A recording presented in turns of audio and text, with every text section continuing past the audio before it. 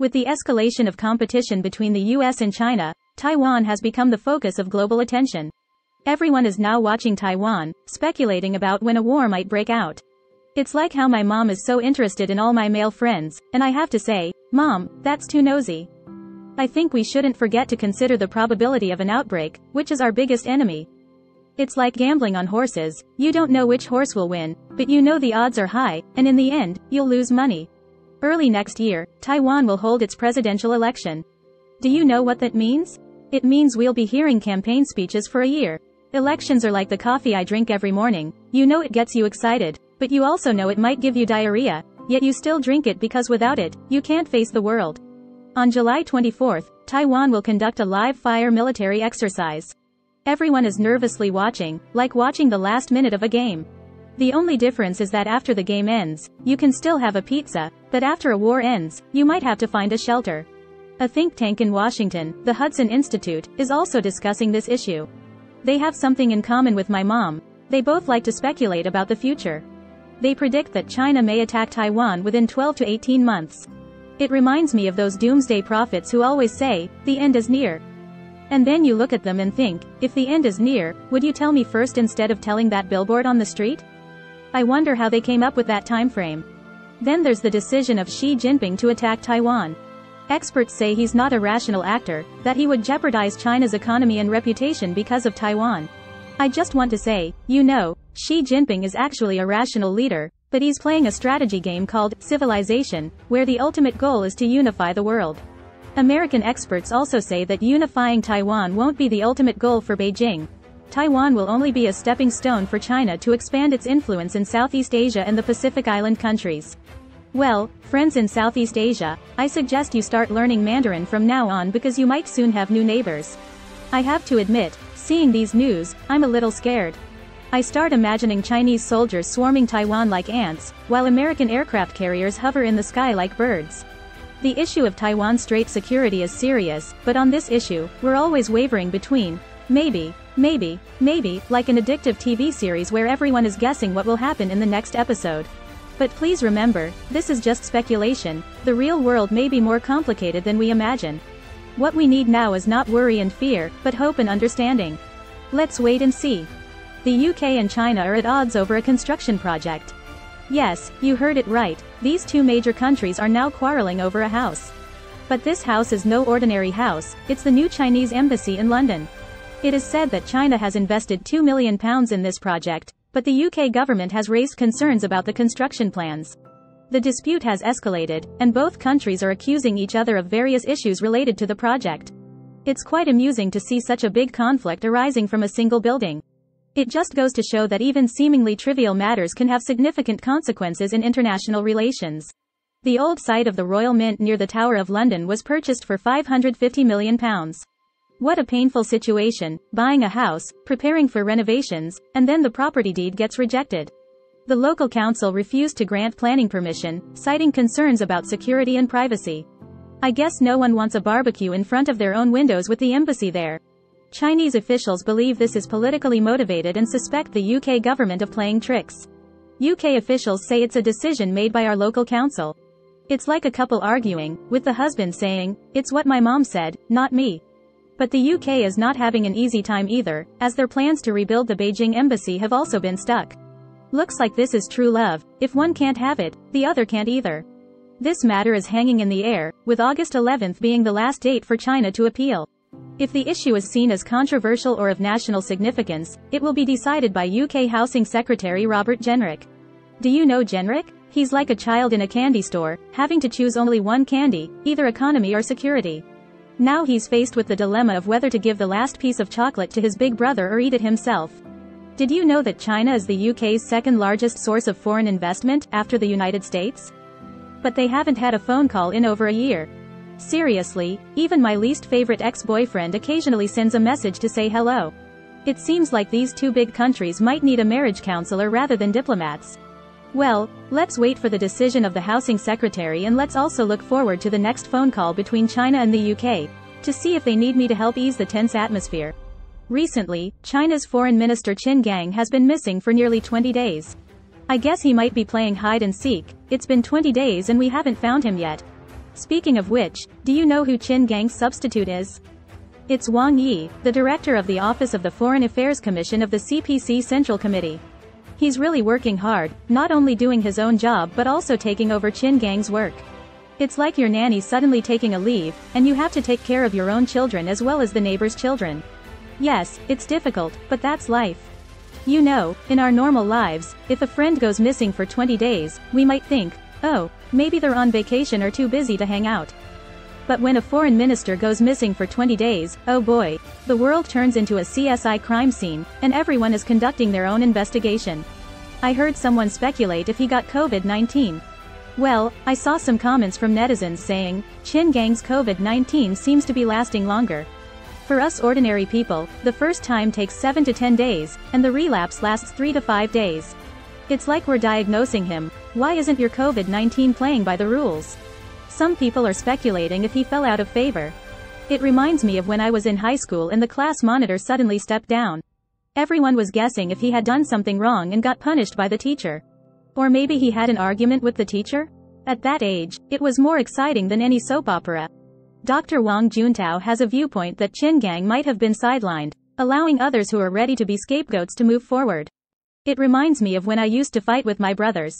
I always made my younger brother go first, and I watched from behind. If he won, I would say, see, my brother is so amazing. If he lost, I would say, see, I told you not to go, but you didn't listen.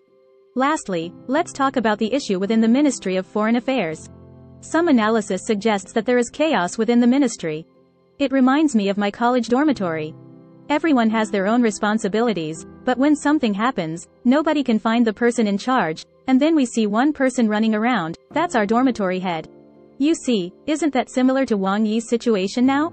Overall, this whole thing is like an international detective novel, with puzzles, suspicions, and complex relationships between characters. We are all waiting for that moment when the truth is revealed, and we can all say, oh, so that's how it is. Let's talk about China's ticket buying system. I'm not talking about buying tickets for trains or planes, but buying tickets for concerts. Want to listen to music? Want to attend a concert? Haha, hold on, the first thing you need to do is not pay, but use your brain to answer 5 questions. Only if you answer correctly will you qualify to buy tickets. It's like wanting to go to Disneyland, but Donald Duck at the entrance asks you to first answer how many pieces of cheese Mickey Mouse eats every day before you can enter. In China, buying a concert ticket is like conquering an academic summit. You think you're buying a ticket, but you're actually getting involved in a knowledge competition. And if you want to win this competition, you might need a university degree. Yes, the scalpers in China are recruiting students from top universities to help them answer the questions. You see, this is the success of our education system. Our university graduates are being hired by scalpers as expert answerers.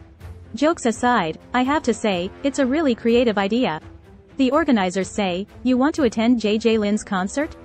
First, tell me where JJ Lin likes to create at home. I think it's the bathroom? Maybe some fans, like me, guessed wrong and found their answering privileges frozen for 30 seconds. Then they frantically think, I know, it's his bed. Now, China's ticket buying market has turned into a huge knowledge competition. Everything is an exam. Do you know what color shirt JJ Lin wore during the 2019 Wimbledon men's singles final? Do you know where he placed in Sanctuary 2? Did the concert in Guangxi promote any local specialties in Guangxi?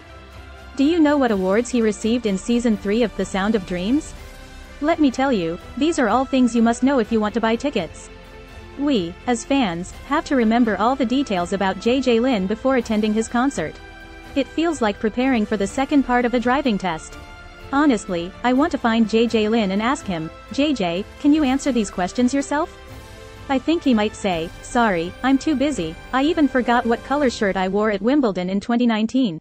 It's truly a crazy world where we have to put in so much effort just to get a concert ticket.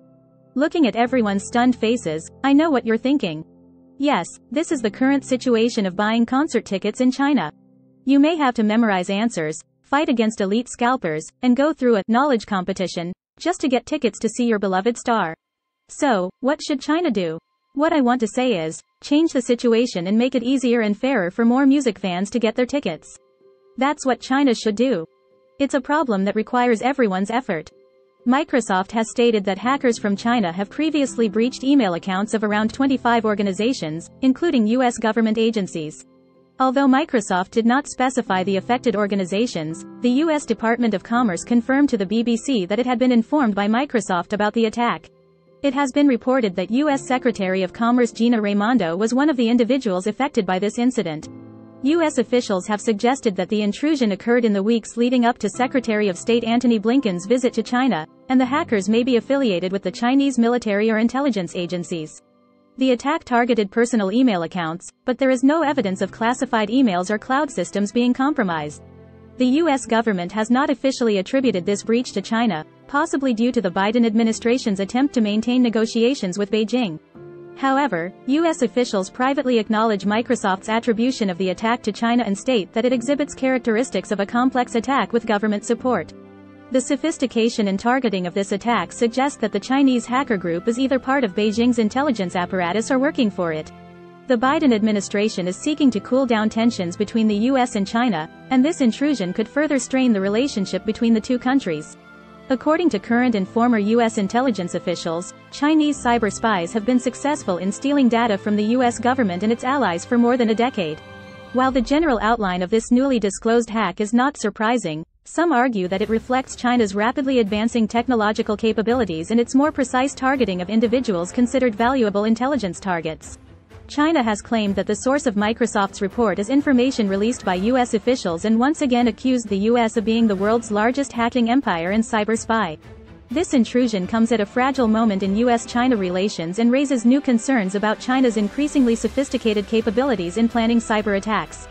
The U.S. 7th Fleet announced that AP-8A Poseidon patrol aircraft flew over the international airspace above the Taiwan Strait on the 13th. The statement emphasized that the U.S. operates in the Taiwan Strait based on international law to uphold the rights and freedoms of all nations' navigation. It also mentioned that the U.S. aircraft flying over the Taiwan Strait demonstrates its commitment to a free and open Indo-Pacific region. The public disclosure of China's alleged interference in Canadian politics has had an impact on the government led by Canadian Prime Minister Trudeau, prompting opposition politicians and analysts focused on China to call for increased monitoring of foreign interference within Canada. Open Black Lens Bracket Interfaith Forum held in the U.S. Congress Closed Black Lens Bracket on the 12th, the Congressional Executive Commission on China held a roundtable discussion. Pan Yongguang, a pastor from the Shenzhen Reforming Orthodox Taoist Church who fled China 4 years ago and arrived in the U.S. in early April, spoke at the event. He used the Liberty Bell, a symbol of American independence, as an example and called on the U.S. Congress to continue paying attention to religious persecution in China. The Liberty Bell is inscribed with a scripture that says, "Proclaim liberty throughout all the land unto all the inhabitants thereof." I urge everyone to no longer remain silent. Open Black Lens Bracket Putin's visit to China on the agenda. Close Black Lens Bracket. The Kremlin announced on the 12th that Putin's visit to China is on the agenda, and the specific dates will be announced once confirmed. Kremlin spokesperson Peskov stated that now is the best time to further strengthen bilateral relations. In response to the news of China inviting Putin to visit in October, Chinese Foreign Ministry spokesperson Wang Wenbin responded on the 12th that China is maintaining communication with its cooperative partners regarding the Belt and Road International Cooperation Summit Forum. The Australian government has separately contacted the Solomon Islands and the Chinese government on the 11th, urging them to publicly disclose their police cooperation plan, stating that this plan has raised concerns about China's ambitions in the Pacific Island region. The leader of the opposition in the Solomon Islands also requested the public disclosure of the relevant agreement, but the Prime Minister of the Solomon Islands, Sogavare, stated that the Solomon Islands is a sovereign country and their cooperation is not related to anyone else. Shanghai's health QR code has been upgraded to city QR code after the pandemic. The Suishan code, which was introduced by Shanghai for travel control during the COVID-19 pandemic, has not been cancelled since the normalization of the pandemic and has been upgraded to the city QR code.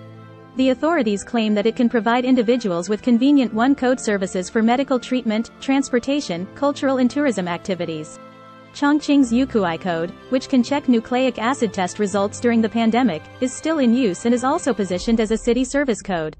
On July 13, the Hong Kong Regional Court sentenced 14 protesters to a maximum of 4 years and 4 months in prison for rioting, and one person was sentenced to a training center. Among them, former spokesperson of the political group Demosisto, Joshua Wong, was sentenced to 3 years and 1 month in prison. These 15 individuals were arrested on November 18, 2019, during the anti-extradition protests outside the Polytechnic University. The Hong Kong police stated that a total of 213 people were arrested that day, and to date, 141 people have been convicted. The exodus from Hong Kong continues, with the latest official figures showing that nearly 68,000 primary and secondary school students have left Hong Kong in the past 4 years, with the outflow rate reaching a recent high in the past year. Is the wave of dropouts in Hong Kong over, as claimed by the government, or is it just the beginning? Despite China's measures to boost consumption, such as issuing consumer vouchers and lowering bank deposit rates, the effectiveness has been limited. On the Chinese social media platform Xiaohongshu, the topic of consumer downgrading has attracted over 660,000 posts, with over 1 million and 4 million posts on the topics of not consuming and not consuming lifestyle, respectively. One interviewee said, "I feel like a donkey pulling a millstone when I spend money." Several areas in Sichuan province in southwestern China have been experiencing continuous heavy rain, with floodwater pouring down from a bridge in Mianyang City, resembling a massive water curtain. Hello everyone, I'm your news anchor Yali, providing you with a one-stop service for China-related news every day. Feel free to leave comments in the comment section, and we will carefully read and respond to your comments. Remember to like, share, and subscribe to our channel. See you next time, take care everyone.